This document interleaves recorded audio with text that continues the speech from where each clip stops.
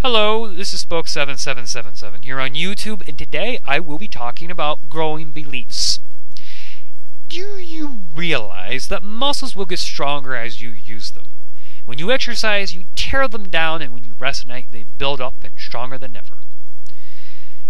Well, is this not true with our growing theological beliefs and anything else we have in life?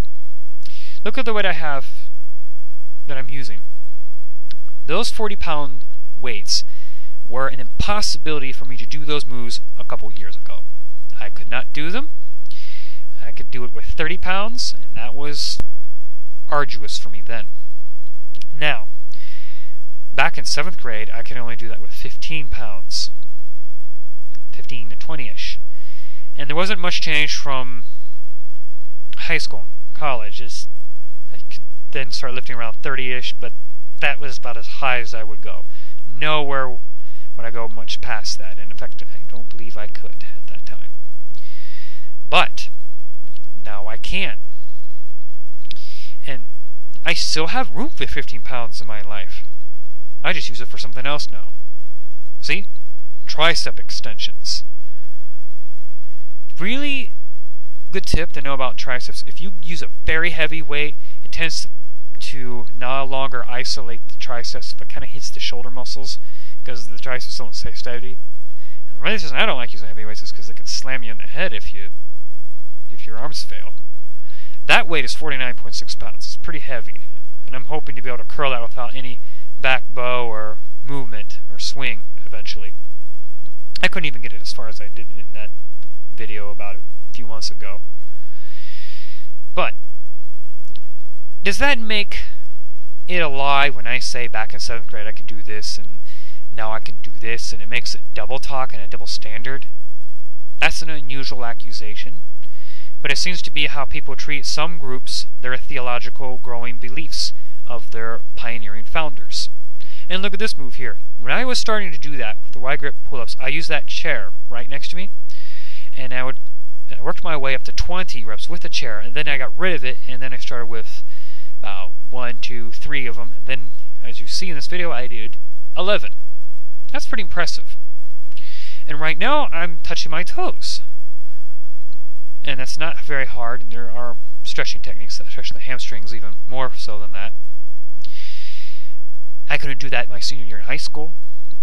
Does that make it a lie if someone says, hey, I know how Spoke777, how flexible he is? He told me the other day, he can't touch his toes like that. But now I can. Does that make me a double talker and a liar and stuff?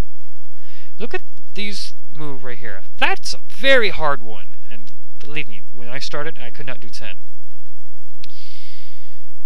And then I'm just showing some additional moves like supinators and hammer curls, and then there's a static arm curl where you hold one arm steady while you curl with the other arm. It's a very easy move to do, and there's a static right there in my left arm. Now my right arm. Does that make me a liar if I say that I am this amount of years old, and then next year I say I'm this amount of years old, and the next year this amount old? Does that make double talk and double standards? That's very unusual.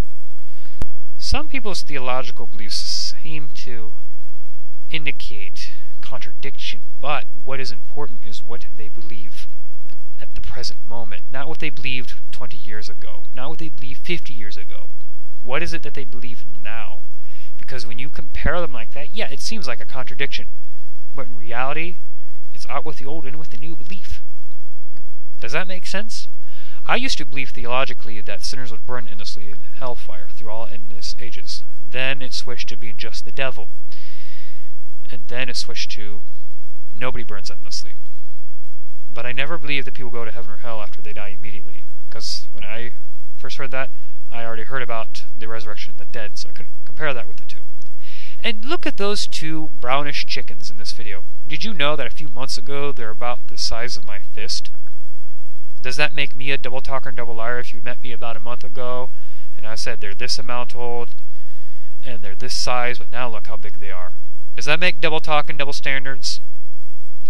Well, that would be very, very unusual to promote something like that. That's not the logic I hear from Bengali One's video about the growing beliefs of the Seventh-day Adventists. And this is my response to some of that. It's just outlandish. You can't compare old beliefs with modern beliefs and say, here's double talk and double standard. It's what is believed now that's important. This is Spoke 777.